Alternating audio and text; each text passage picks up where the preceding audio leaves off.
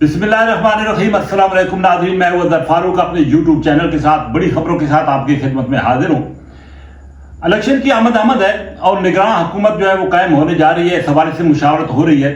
मुशावरत के नतीजे में अब तक की जो पेशरफ्त है उस पर बात होगी। इसके साथ साथ साबिक वज़ीर-ए-आज़म इमरान खान के खिलाफ तोशाखाना केस जो है वो दिन दुगनी रात चौगनी तरक्की कर रहा है और तेजी के साथ आगे बढ़ता हुआ नजर आ रहा है। लग ये रहा है कि साबिक वज़ीर-ए-आज़म को सजा दी जाएगी, उनको डिस्क्वालीफाई किया जाएगा। इस पर भी बात करेंगे। सबसे पहले बड़ी और अहम खबर यह है कि निगरान वज़ीर-ए-आज़म के हवाले से वज़ीर खजाना इसहाक डार ने एक कोशिश की थी, अपना नाम पेश किया था एक अपने मखसूस दोस्त सहाफ़ी के जरिए, लेकिन उसका जो है वो बैक फायर हुआ है और बैक फायर ऐसा हुआ है कि इसहाक डार साहब को अब छुपने की जगह नहीं मिल रही है। बुनियादी वजह यह है कि इसहाक डार साहब जो कि जब भी इक़्तिदार में आते हैं तो वो अपने आप को डिप्टी वज़ीर-ए-आज़म जो है वो समझते हैं, तस्वर करते हैं। जब नवाज शरीफ साहब वज़ीर-ए-आज़म थे तो उस वक्त भी उन्होंने इसी तरह का अपना मनसब जो है वो आज खुद क्रिएट कर लिया था और इस वक्त भी यही सूरत हाल है। हालात ये है कि IMF ने जो रिपोर्ट दी है उसमें रिपोर्ट में वादे किया गया कि इसहाक डार और शौकत तरीन की वजह से IMF प्रोग्राम जो है वो डिरेल हुआ है, यानी उन पर एक संगीन किस्म का इल्जाम आयद हुआ है।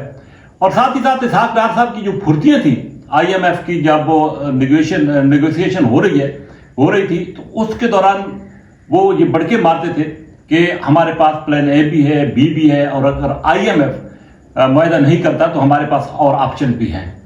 यानी कि एक तरफ से तो वो भीख मांग रहे थे और दूसरी तरफ जो है वो IMF को तड़िए भी लगा रहे थे। उसका नतीजा जो है वो पाकिस्तानी कौम को भुगतना पड़ा। IMF प्रोग्राम जो है वो ताखीर का शिकार हुआ और मुल्क जो है वो इंतहाई संगीन तरीन महंगाई की चक्की में जो है वो अब पिस रहा है और आम आदमी परेशान है। लेकिन इसहाक डार साहब को इससे क्या असर होगा? बहरहाल उन्होंने अपना नाम फ्लूट कराया वज़ीर-ए-आज़म, निगरान वज़ीर-ए-आज़म के लिए, लेकिन पाकिस्तान पीपल्स पार्टी ने रातों रात उसकी शदीद तरीन तरदीद की और वादे किया कि पीपल्स पार्टी ऐसे किसी नाम के हवाले से ना तो बाखबर है और ना ही सपोर्ट करेगी।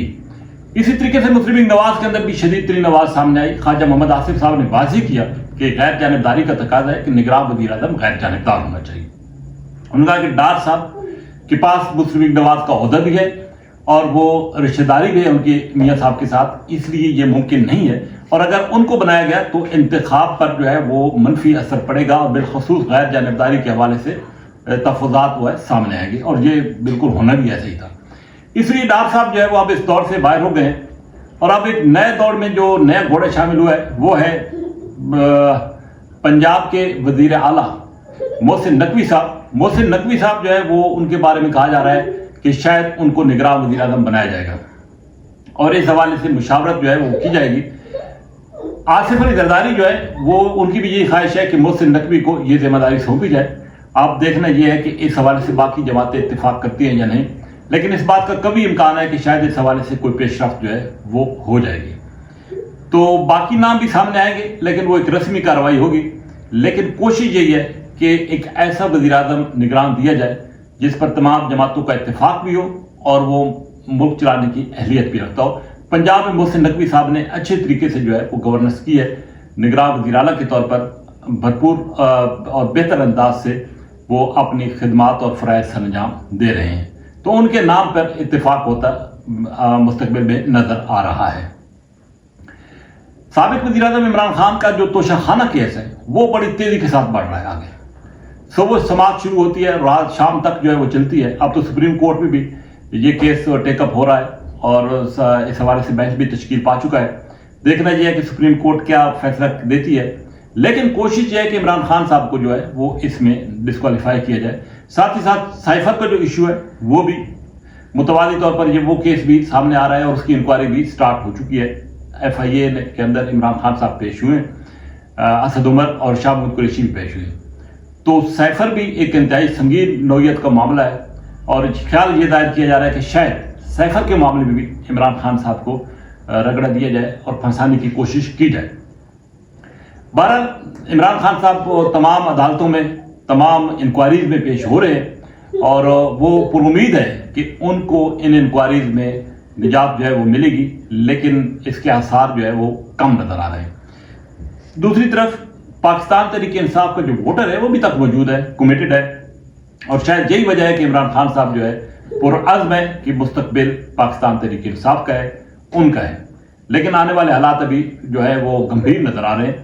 دوسری طرف حکومت کچھ اہم ترین اصلاحات کرنے جا رہی ہے الیکشن سے متعلق، یعنی کہ نگراں حکومت کو مزید اختیارات دیے جا رہے ہیں۔ اس کا مطلب یہ ہے کہ انتخابات نومبر اکتوبر میں نہیں ہونے جا رہے، انتخابات میں تاخیر ہوگی، اور کب ہوں گے اس حوالے سے فی الوقت اس حکومت کے پاس بھی کوئی جواب نہیں ہے، لیکن یہ طے ہے کہ انتخابات نومبر یا اکتوبر میں نہیں ہونے جا رہے۔ آنے والے دنوں میں مزید صورتحال کھل کر سامنے آئے گی، لیکن ایک بات طے ہے کہ موجودہ حکومت جو ہے وہ اب یہ چاہتی ہے کہ انتخابات تھوڑا پیچھے ہوں، تھوڑا تاخیر کا شکار ہوں، تاکہ جو مہنگائی اس حکومت نے کی ہے اس سے وہ باہر نکل سکے، اس کے اثرات سے کچھ کمی آ سکے، وہ اثرات جو ہیں کم ہوں، اور عام آدمی جو ہے جو غم و غصے کا اظہار اس حکومت پر کر رہا ہے اس میں کسی قسم کی کمی آئے، تو اس بات کا کبھی امکان ہے کہ انتخابات مقررہ وقت پر نہیں ہوں گے۔ اسی کے ساتھ اجازت، اللہ حافظ۔